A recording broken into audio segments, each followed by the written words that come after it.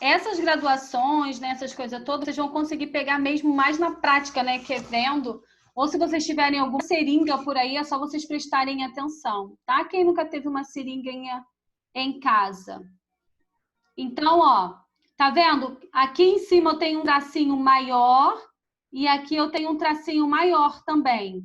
Entre um tracinho e outro, tá? Que são 4 tracinhos pequenos, cada um equivale o quê? A 2. Para eu poder conseguir completar 0,1 ml, tá? Então, eu tenho 2, 4, 6, 8 e o tracinho maior a gente conta como 10. Se o médico ele me pede 4 unidades, eu vou, em vez de eu puxar aqui no 4, ó, que é errado, eu vou estar dobrando aí, né, triplicando, quadrando a dose do meu paciente, não é aqui que eu tenho que puxar a unidade de insulina. Eu tenho que puxar onde? Lá em cima. Olha o meu pistão onde está. Ó, eu vou puxar aqui em cima. Entre um espaço e outro, aqui, ó, entre esse espaço aqui, que é a minha medicação, que vai ser o quê? Puxada, tá? Que eu vou estar o quê? Aspirando. Agora, se eu puxar aqui no 4, olha o tanto de dose que eu vou estar administrando de insulina no meu paciente. Conseguiram ver a diferença? Por isso que eu preciso identificar qual é o tipo de insulina, qual o tipo de seringa que eu vou estar utilizando para poder administrar a minha insulina. Entenderam? Então, ele pede 0,4 unidade. 0,4 unidade é lá em cima, tá? Aí, se ele me pede 0,4 ml, aí eu vou puxar aqui embaixo. Insulina sempre será unidade, tá? Medicação sempre será ml. Entenderam? Podemos passar? Mais alguém ainda tem dúvida? Sim, não, talvez. Alguém pode ir. Eu entendi. Quem estava com dúvida que na hora que desligou o Zoom, conseguiu entender? Consegui, professora. Obrigada. Nada. Então, vamos lá. Aqui a gente passa a conhecer o catéter gélco.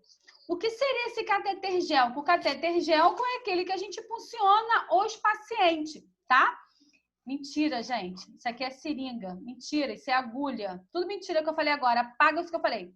A gente passa a conhecer... É, né? Catéter gel, tô vendo um monte de seringa, mas tudo bem.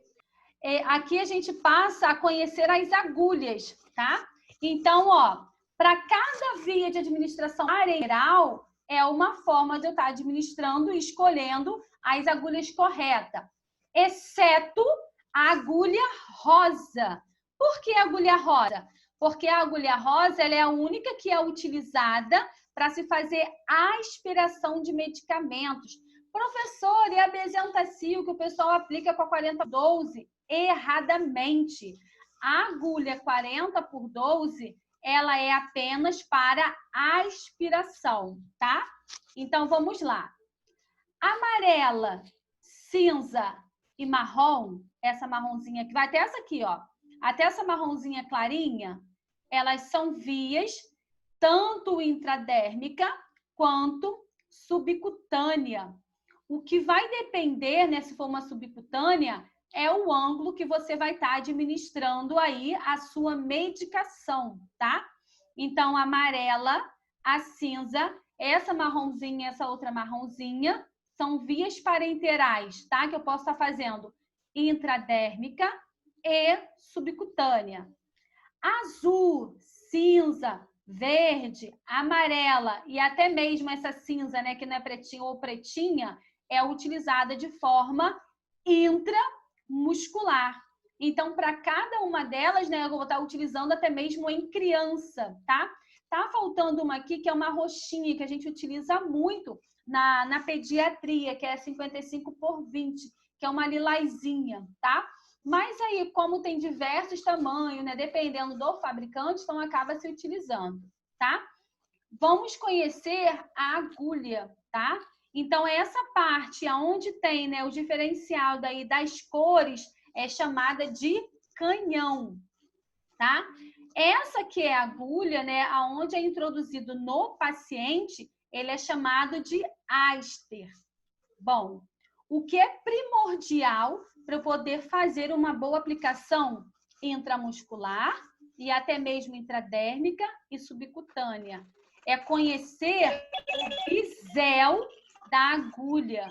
O bisel da agulha é que essa pontinha, ela precisa ficar lateralizada, voltada para a gente, tanto na subcutânea quanto na intramuscular. Por quê? Tem as fibras musculares e as gordurinhas, né, que é a subcutânea. Mesmo que seja subcutânea, né, as gordurinhas ali são vascularizadas. Então, pode pegar alguns vasozinhos. Então, é importante sempre colocar este bisel, que é o corte da agulha, sempre voltado para a gente. Então, ó, eu estou com o paciente, eu vou aplicar uma medicação intramuscular. Bisel, ó, pontinha da agulha. Vou segurar e vou introduzir a minha agulha. Vocês já finalizaram, vão finalizar aí, né? Anatomia, como é que são formadas as fibras musculares, né? Ela é toda assim, ó, né? Retinha. Então, a agulha, ela vai passar por meio das fibras musculares.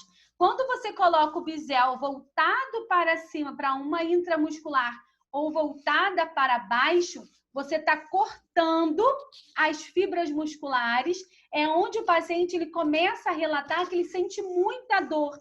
Então, o correto é o quê? O bisel ficar voltado para você e você introduzir desta forma entre as fibras musculares. Conseguiram entender? Sim, não, talvez? Sim. Sim? Deixa eu só mostrar aqui. Não consegui. Eu entendi mais ou menos. Não entendi. Repete, Professora, volta do por início. favor. Então, bom.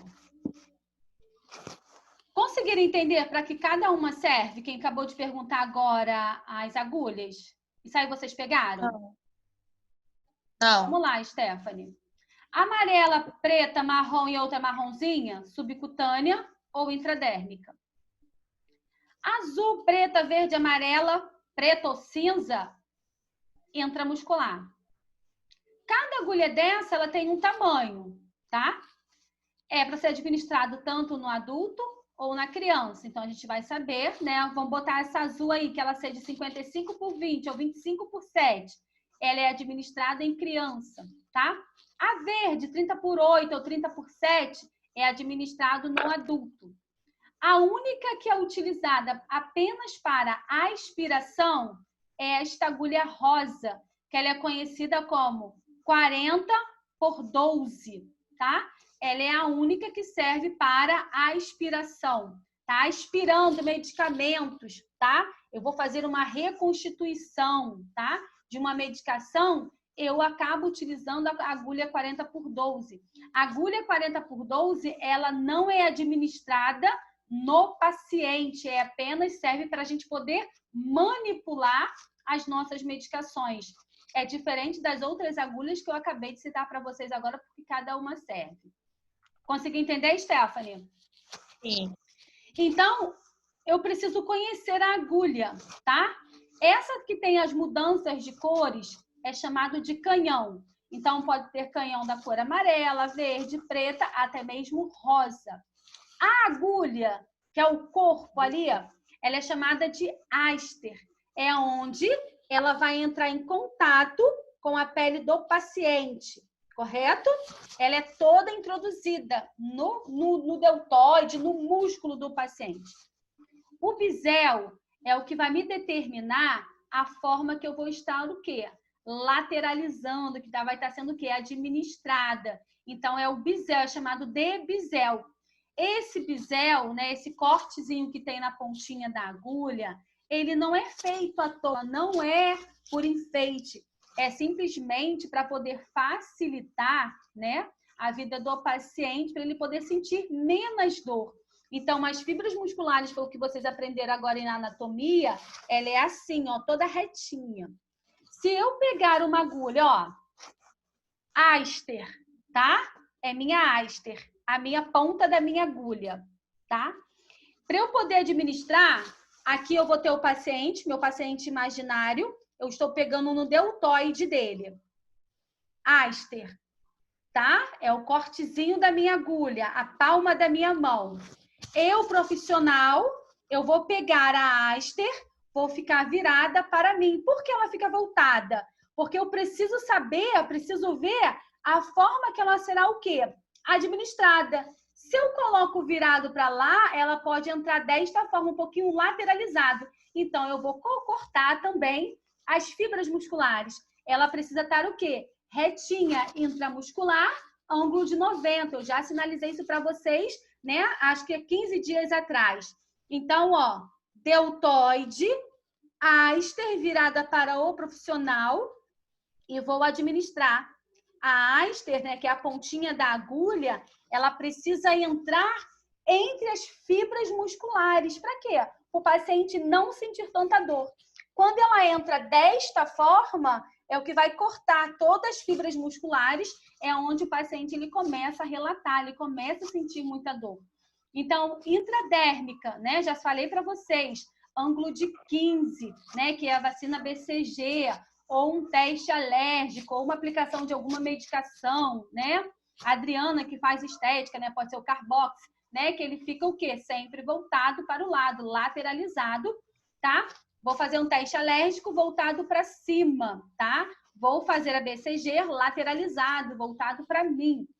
A subcutânea, ele também fica lateralizado, porque por mais que tenha as gordurinhas, né, ali também tem a vascularização, então pode pegar algum vasinho, por isso que precisa entrar lateralizado e também a gente precisa aspirar, retrair o êmbolo, ó. Vou dar um exemplo. Tirei a tampa da agulha, administrei, vou segurar.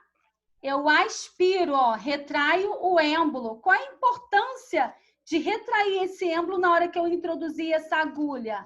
Para poder não saber se eu peguei algum vaso, né? Então, quando a gente pega algum vaso, automaticamente vai vir sangue, tá? Veio sangue, eu tiro essa medicação, essa agulha que está introduzida, desprezo, preparo uma outra medicação e aplico de novo. Uma vez que você pega o vaso e você tenta administrar a medicação, não pode, ela precisa ser retirada e você precisa preparar uma outra medicação e administrar de novo no paciente. Conseguiram entender? Toda medicação que é administrada subcutânea e intramuscular precisa ser aspirado, porque pode pegar algum vaso. Tá ok? Veio sangue, despreza, joga fora, prepara outra. Conseguiram entender? Sim, não, talvez? Sim. Então, vamos para a próxima. Sim. Bom, agora sim, né? A gente começa a falar sobre o catéter Gelco, tá? Então, ele é conhecido como Gelco. Oi? A senhora tá onde? Chegou gente aqui em casa, agora eu nem assisti a aula direito. Eu só não sei qual é a página, tem que ver com a galera, tá? Então, vamos lá. Catéter Gelco. Quanto menor a numeração, maior é o calibre. Oba, quero ser funcionado com catéter Gelco 14. Vai se dar mal, tá?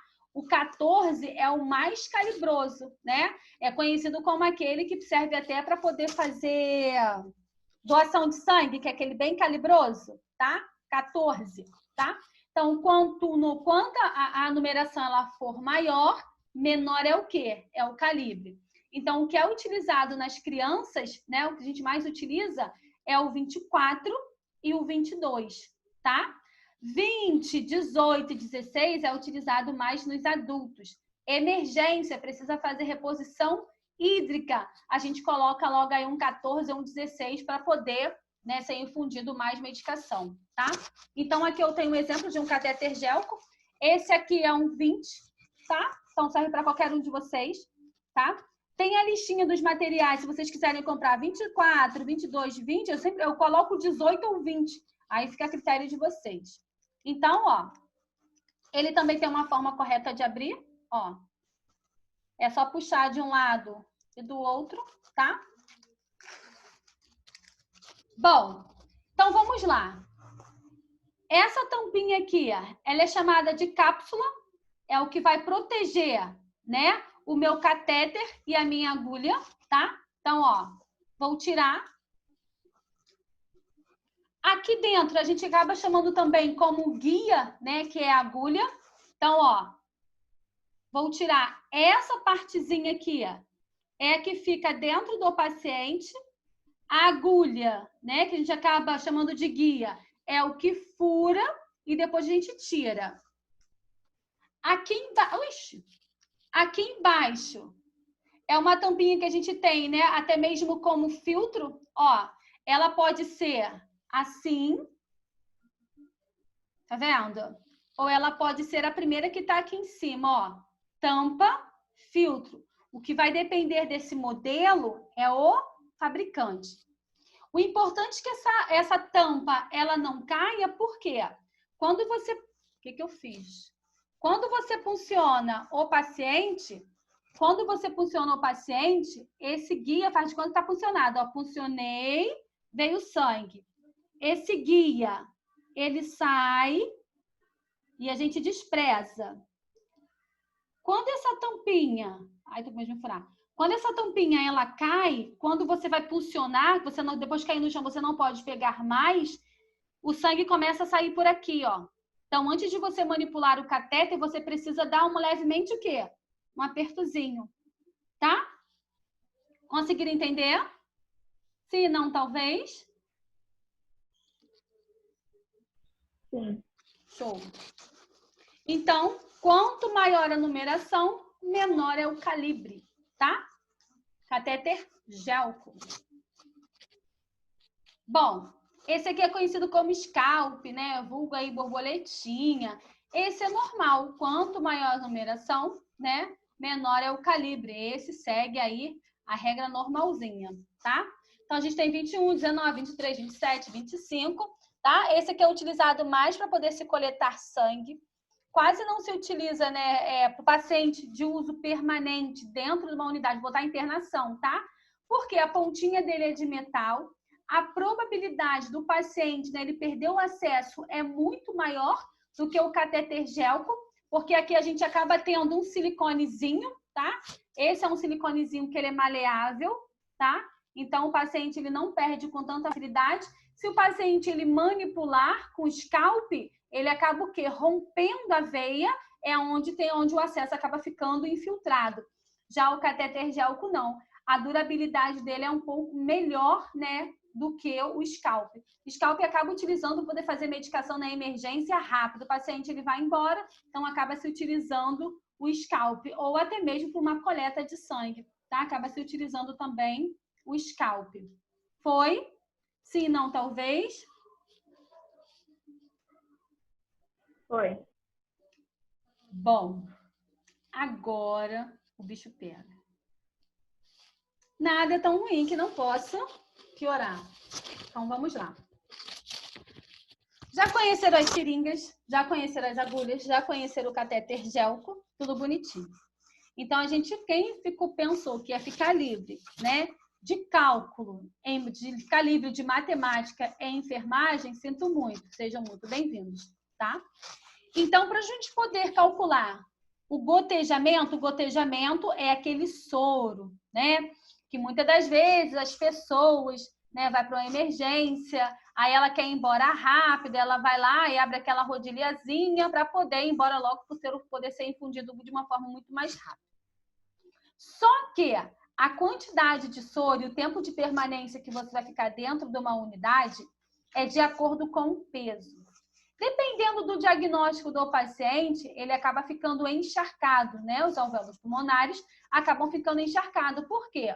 O médico ele faz o cálculo de gotejamento de acordo com o seu diagnóstico e de acordo, né, com que você vai aguentar ali, né, a infusão.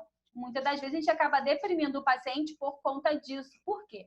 O soro, em vez de ser infundido em 40 a 1 hora, ele é infundido em 10 minutos. Então, acaba encharcando o paciente e pode levar a algumas complicações.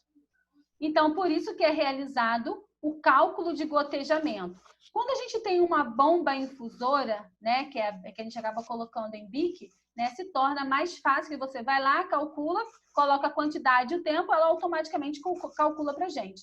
Só que na prática, né, o botar o hospital público não é assim que funciona. A gente realmente tem que fazer lá nossas continhas. Existem duas fórmulas, para macrogota e para microgota, tá?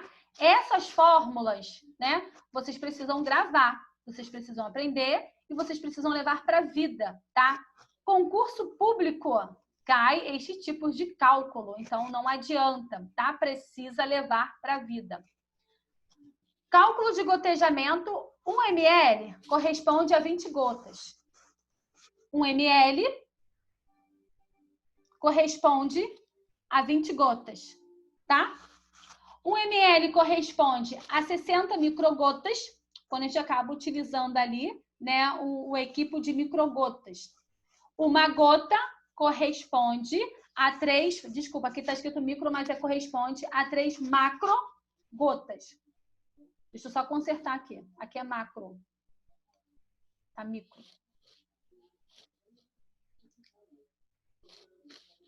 Porque as gotas, elas são maiores. Então, vamos lá. Toda vez que for pedir, né, macrogota geralmente é utilizado para adulto, tá? Então, o cálculo nada mais é que gotas, volume, né, que é o volume desejado, vezes o tempo que será infundido, e a gente vai ter que multiplicar por 3. A gente precisa saber aí o cálculo. Então, toda vez que eu for calcular macrogotas, vai ser volume total, que será infundido 500 ml. Vamos botar o exemplo de soro fisiológico. Pense aí na cabeça de vocês, aquele sorinho que fica pendurado lá naquele suporte. Ali tem 500 ml. Bom, aquela quantidade de líquido que está ali, ó, o médico ele pediu para ser infundido em quantas horas? Em 6 horas. Só que aí eu vou pegar 500, né? Vou colocar o tempo, que é 6, multiplicar por 3. Depois eu vou pegar 500, né? Quanto que vai dar? 6 vezes 3 e vou dividir pelo número. Quanto que dá? 18.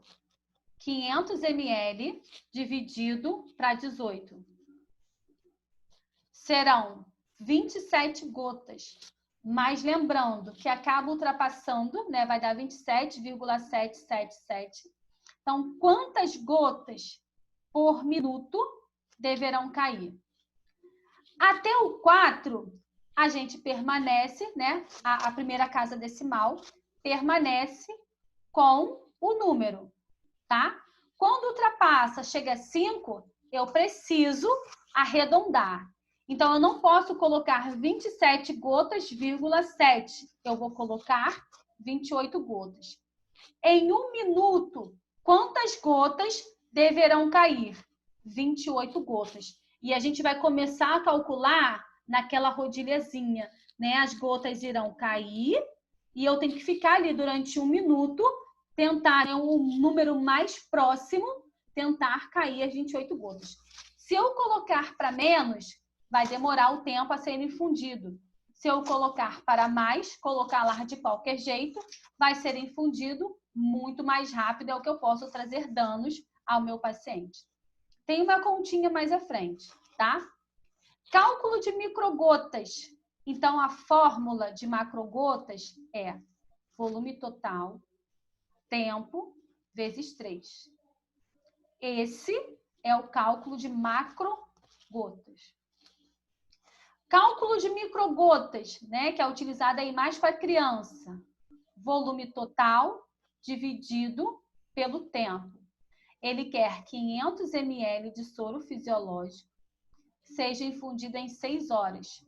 Eu vou pegar 500 e vou dividir para 6. E ali vai dar o valor desejado. Quantas gotas irão cair por minuto? Entenderam? Professora, eu tô ouvindo, raciocinando. Mas eu não entendi nada. Professora, eu também. Professora, nessa continha aí, primeiro eu multiplico para depois dividir, né? Na macrogota, eu multiplico, depois eu divido. Na microgotas, eu divido de uma vez já. Entenderam? Isso quando pegar... Então, a microgota foi beleza. Agora, a macrogota, a Vamos conta, lá. Vou não dar um caiu na exemplo. minha cabeça. Só o finalzinho de contar as gotinhas lá, isso eu entendi, beleza. Vamos lá. Aqui eu coloquei de uma forma para vocês entenderem um pouco mais. Eu sei que acaba bugando, tá? Prestem atenção. Esqueçam a fórmula daqui de baixo, tá? Eu quero que vocês aprendam só essa de cima. A de baixo é a mesma coisa, só que a gente acaba o quê? Aumentando o gotejamento. Então, para poder não bugar mais ainda, eu tiro a de baixo e permaneço só com a de cima. O que eu quero que vocês aprendam é macrogota e microgota. Como que é calculado macrogota? Quanto que é calculado microgota? Aqui vocês vão entender um pouquinho melhor. Gotejamento de macrogota. Eu tenho, né, as gotas, ponto de interrogação. Quantas serão infundidas em 1 minuto? VT é sempre volume total. É aquilo que o médico ele prescreve.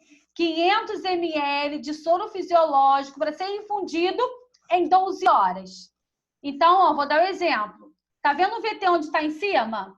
Então, bota aí do lado de um caso se vocês estiverem anotando. 500 ml. Coloquem a fórmula primeiro. VT, tempo, vezes 3. Se vocês não escreverem, vocês vão bugar. Coloquem aí, ó. Aí embaixo bota 12. Peraí, Fê, rapidinho para todo mundo fazer junto, tá? Tá bom. Meu Deus! Não, é eu mesmo ensinando. Não é ele, não. Tô pronta, vai. Tá pronta? Então, vamos lá.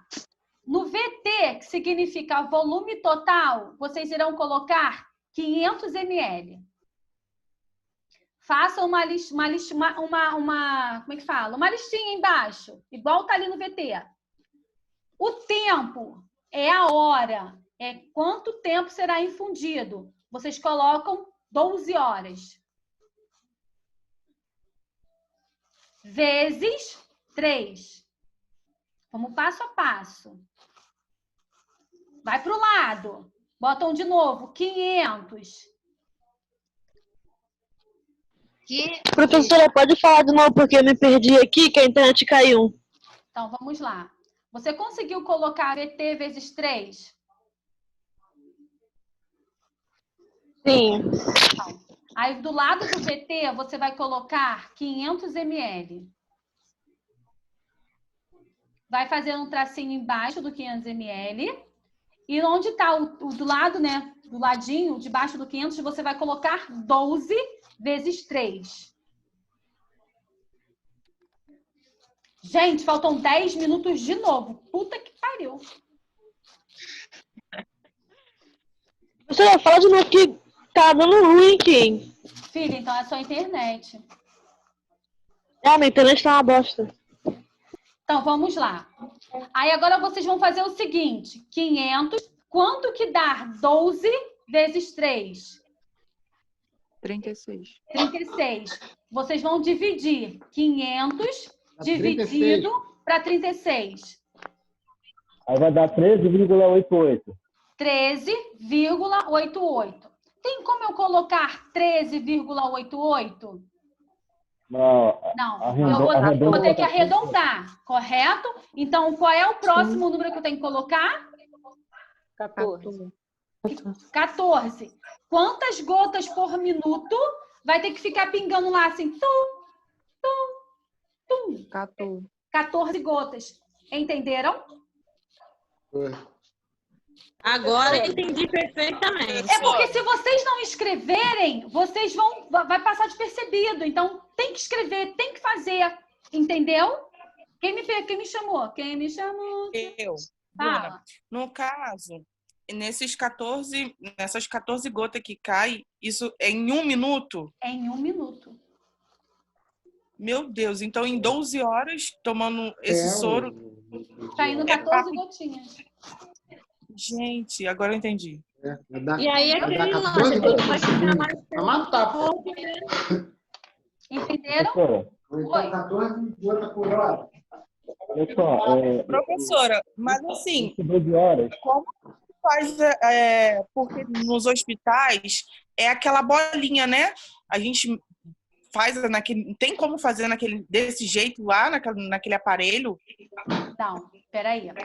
O aparelho, ele te dá o gotejamento. Quando tem aquela bomba, né, que é a bomba infusora, você vai colocar 500... A mulher, vai a colocar diretora já mandou recado, botar assim, gente, cuidado com a vestimenta. Aqui, olha aqui.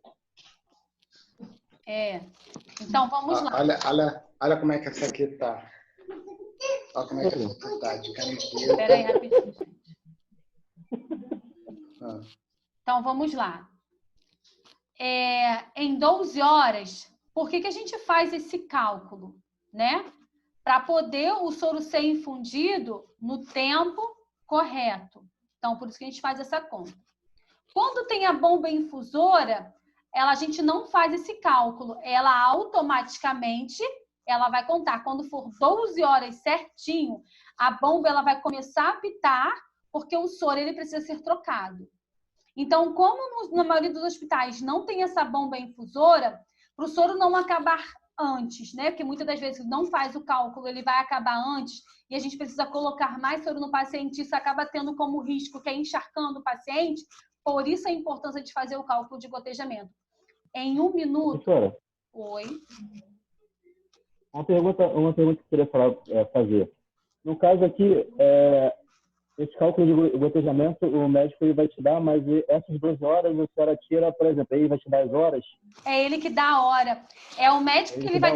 Isso, o médico ele te dá a hora e ele te dá quantos ml ele quer que seja infundido. Ah, beleza. Obrigado. Tá? Ele te dá essas duas informações, ml e tempo. Você só precisa jogar na fórmula. Entenderam? Quando eu falo de macrogotas, falo de volume total, tempo vezes 3. Pego o volume total, depois eu pego o tempo, multiplico por 3, vejo quanto que deu, pego o volume total e divido quanto que deu a multiplicação, o tempo vezes 3. Entenderam? Microgotas... Saber se é macro, se tem que ser macro ou microgotas. Porque ele escreve. Ah, tá. Ou então escreve gotejamento. Tá? Gotas. Aqui, ó. Gotas, hora. Tá? Ele te escreve, tá? Ó, número de gotas por minuto. É diferente de número, né, de gotejamento de microgotas por minuto. A sigla é diferente. Gotas, microgotas. Estão conseguindo ver? O M de microgota? Tá? Então, ele vai te dar. O volume total, né? O que a gente vai fazer agora é sobre microgotas. Volume total dividido por tempo, tá? 500 dividido para 12. Vamos botar aí, porque se botar para 6 vai ficar 80 e poucas gotas, tá? Então, ele vai te dar volume total dividido pelo tempo. Acabou. É só isso. Entenderam? Coloquem aí, volume total. Escrevam aí, volume total. Tudo tranquilo, professora. Tudo entendido.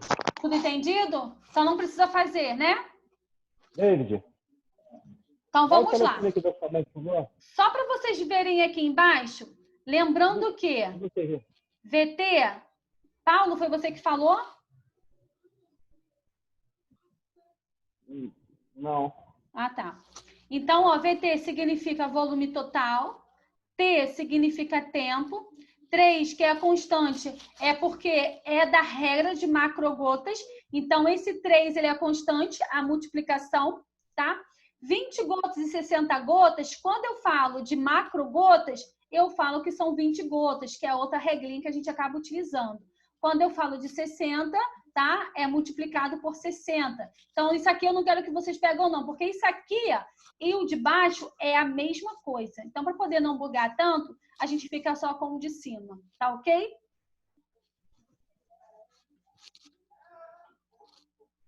Aqui, ó, eu coloquei um exemplozinho para vocês.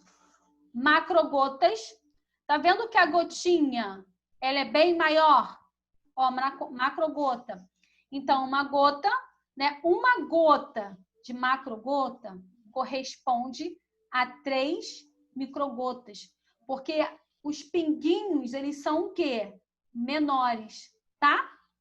1 ml de gotas, tá? Então, ó, cai que a gente acaba contando, né? De 20 gotas e ele acaba sendo 60, porque as gotas, elas são o quê? Menores.